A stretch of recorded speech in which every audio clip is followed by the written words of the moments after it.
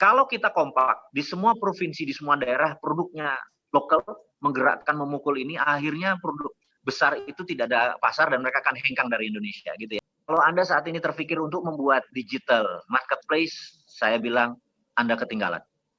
Jadi kunci dari UMKM survive mengalahkan perusahaan besar adalah Anda tahu namanya flanking attack. Ilmu flanking attack nih suatu hari ya, kalau cukup waktu saya akan ajarkan bahwa ilmu-ilmu begini ini nggak ada di sekolahan gitu. What do they don't teach in Harvard Business School? Jadi apa-apa business school nggak pernah ngajarin ilmu-ilmu street smart kayak gini ya. Kebanyakan kan book smart atau pinter dari buku, bukan pinter dari lapangan. Nah, saya mau ngajarin tentang flanking attack. Mudah-mudahan flanking attack ini bisa membuat para UKM survive. Flanking attack dipakai oleh sahabat saya namanya Hasnur Suhaimi. Dia dulu adalah CEO dari XLcom. XLcom itu adalah pasarnya kecil, cuma 5-7% saja dari seluruh dunia telekomunikasi atau telco, dan number one masih 65% dipegang oleh Telkomsel.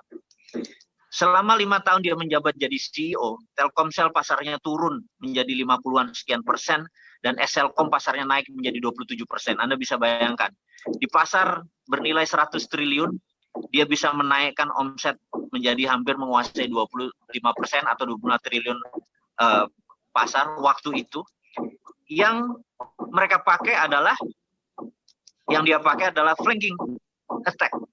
Flanking attack adalah sebuah ilmu sederhana dari Chusdi Amato, gurunya Muhammad Ali dan juga Mike Tyson, bahwa kalau kita perang lawan raksasa, lawan orang-orang yang jago tinju atau jago bisnis, jangan kita dogfight atau perang seperti anjing gonggong-gonggongan sama mereka, kita pasti kalah, kita pasti dimakan. Mereka punya ilmunya, mereka punya senjata, mereka punya uang, mereka punya segala power.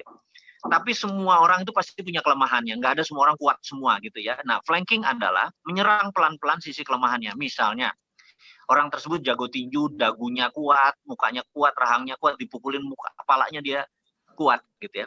Tapi dia lemah di ginjalnya atau di pinggangnya. Flanking attack adalah Anda pura-pura menyerang kekuatannya, tapi pelan-pelan memukuli pinggangnya terus, pukuli pinggangnya terus gitu. Anda percaya, ronde ke-8, ronde ke-9 dia rubuh sendiri, gitu ya. Nah, sahabat UKM, Anda kalau dogfight, berkompetisi dengan dunia seperti Unilever yang udah besar, Anda punya sabun, Anda pasti akan kalah dengan Unilever. Atau perusahaan-perusahaan asing internasional lainnya, Procter & Gamble, dan lain sebagainya. Yang sebentar lagi akan membanjiri Indonesia sisi retail tersebut, baik dari food, baik dari durable goods, barang-barang yang habis dipakai. Dan Anda punya perusahaan kecil, modal kecil, brandnya nggak ada, distribusinya bingung, dan lain sebagainya. Tapi gimana caranya bisa mengalahkan mereka?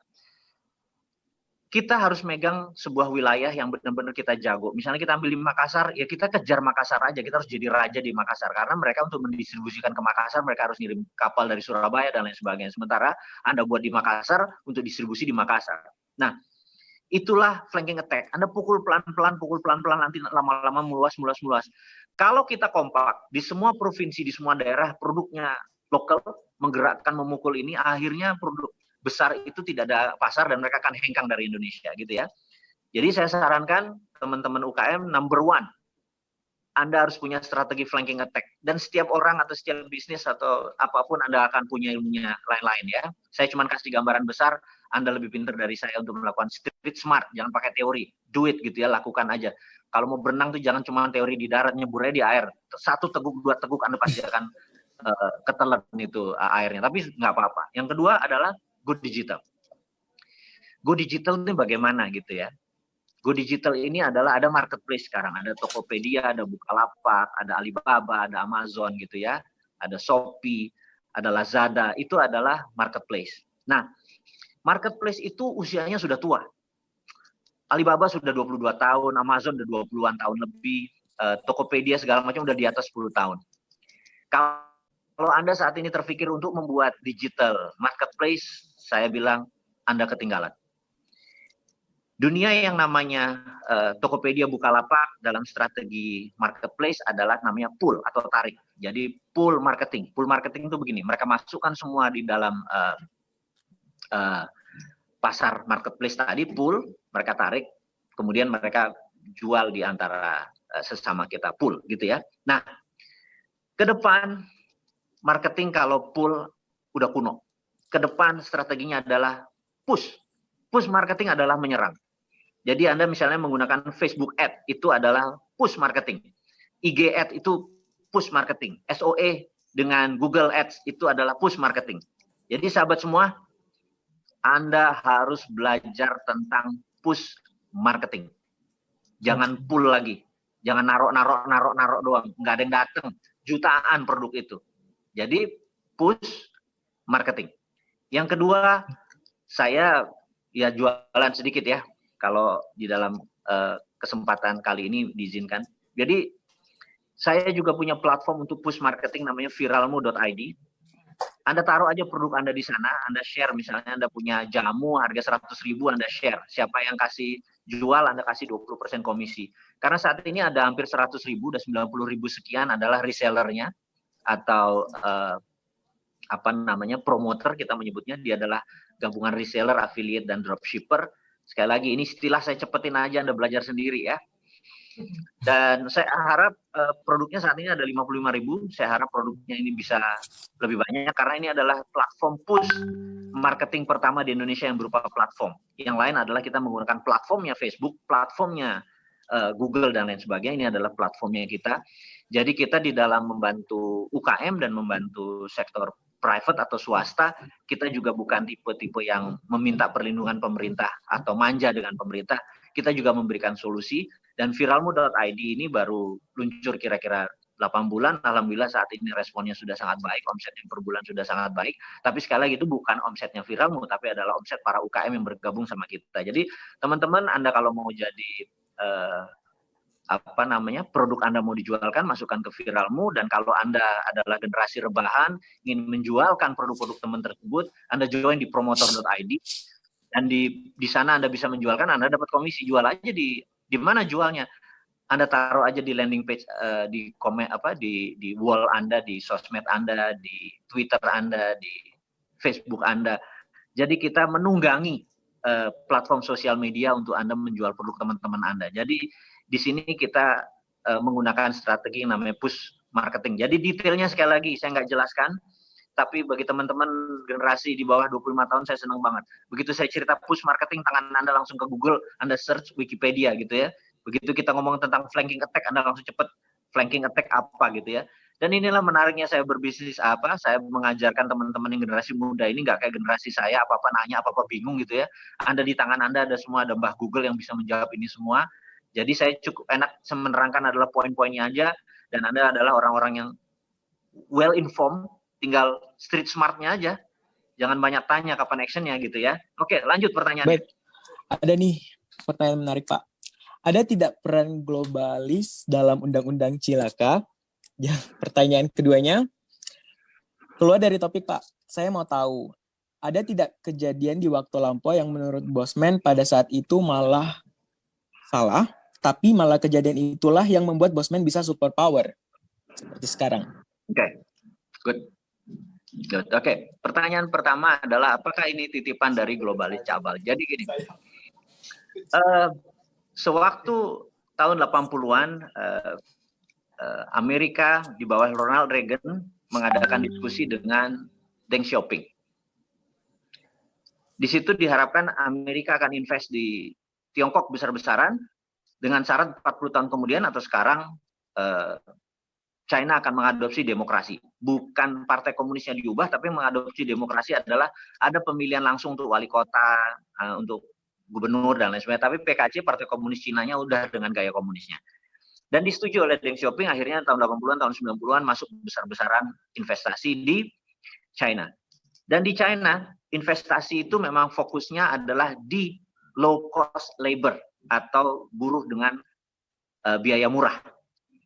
Dengan low cost labor. Nah, di Indonesia Omnibus Law itu, atau asing, sekali lagi bukan Omnibus Law, asing masuk ke Indonesia itu bukan peduli sama low cost labor. Yang seksi di Indonesia itu sumber daya alamnya, SDA-nya.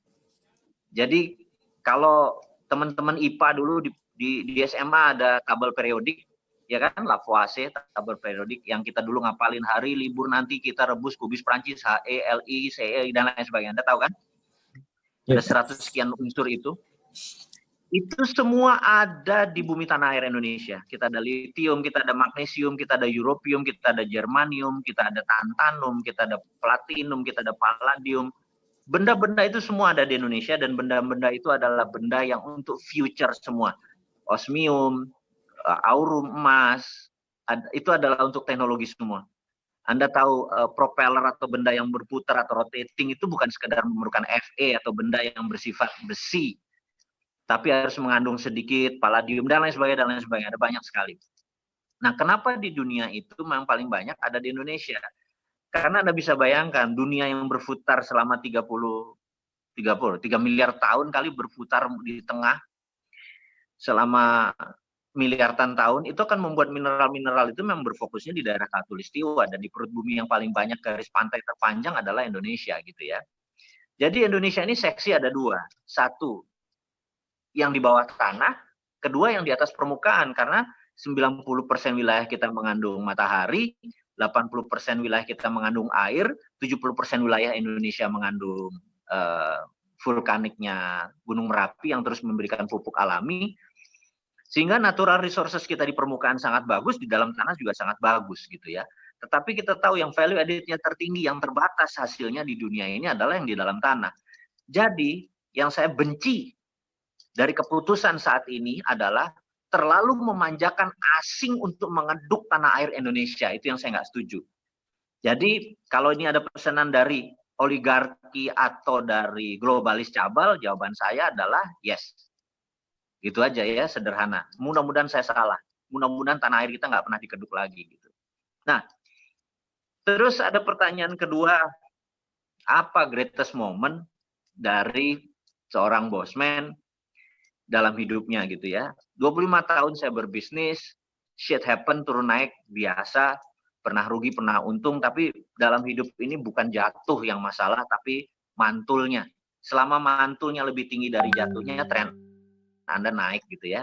It's okay, jadi biasa saja jatuh itu. Jadi kayak sekarang resesi turun 5%, it's okay. Bisnis turun 5%, 10% itu biasa gitu ya.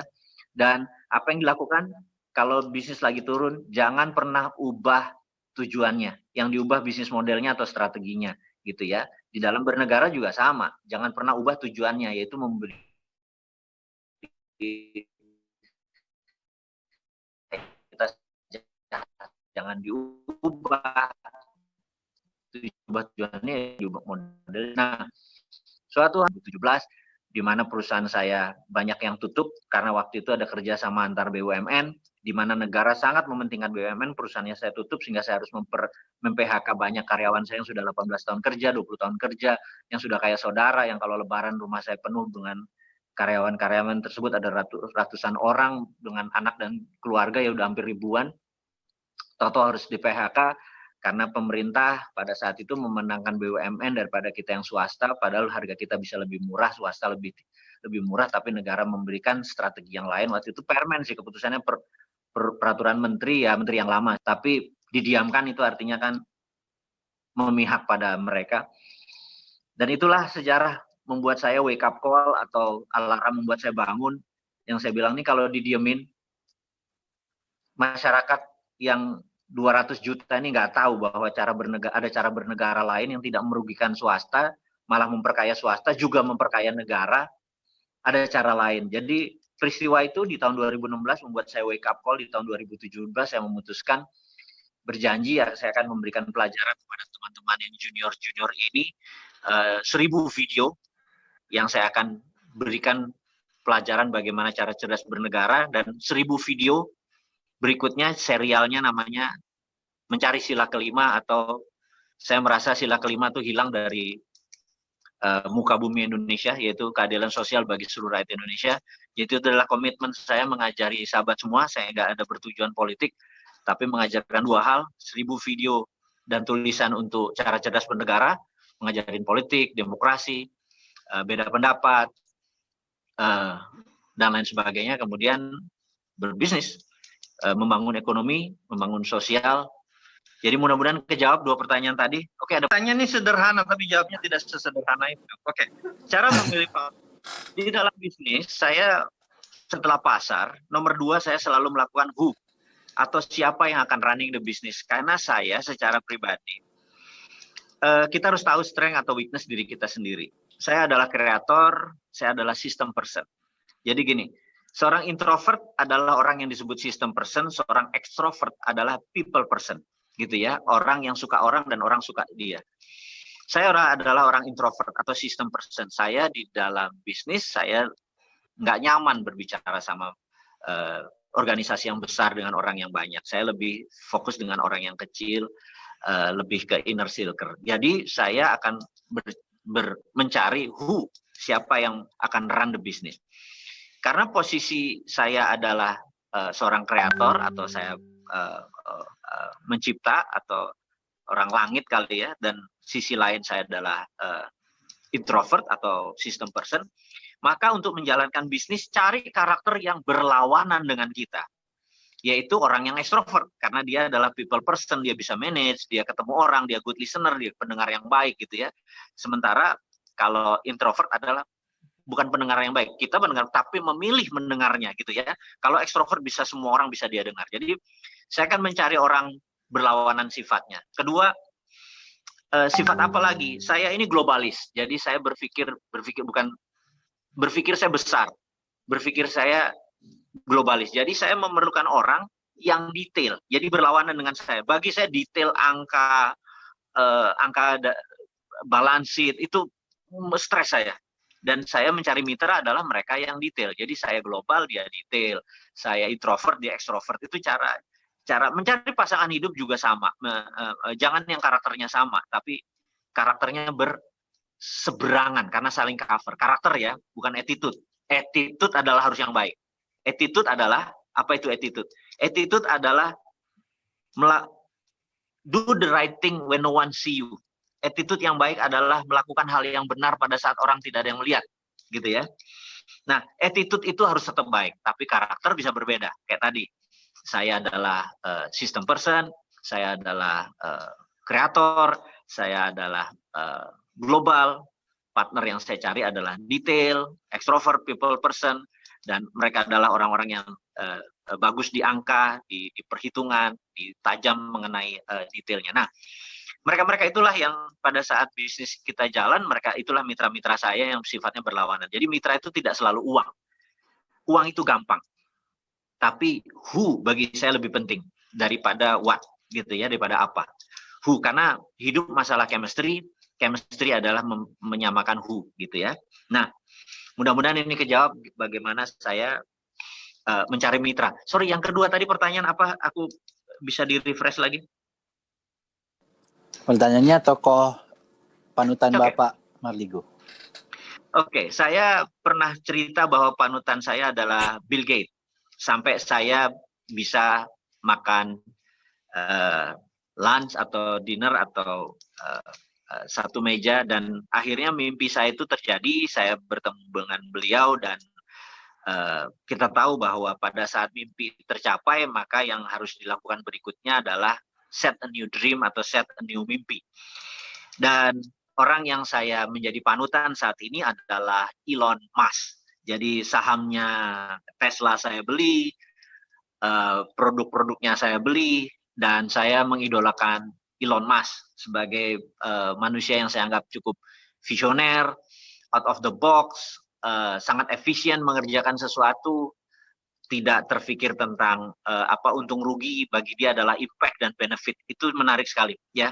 Kalau kita dagang kan selalu berpikir untung rugi, tapi bagi seorang Elon Musk dia adalah selalu berpikir impact dan benefit.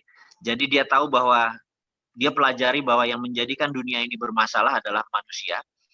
Jadi dia bilang bahwa kalau manusia bisa dipindahkan ke Mars dan menyuplai semuanya dari bumi, maka bumi dan Mars atau kehidupan akan last forever. Dan mimpinya dia ini dia buktikan mungkin 25 tahun lagi sebagian manusia udah bisa tinggal di Mars. Dan agak kurang ajar ide-ide gila tersebut, tapi ada yang beli. Jadi saya diingatkan sahabat saya, segila-gilanya ide nggak akan disebut ide itu jenius selama tidak ada yang beli gitu ya. Jadi wah saya punya ide buat ini tapi nggak ada yang beli gitu ya. Elon Musk adalah orang yang kebalikan, ide-idenya semua kebeli.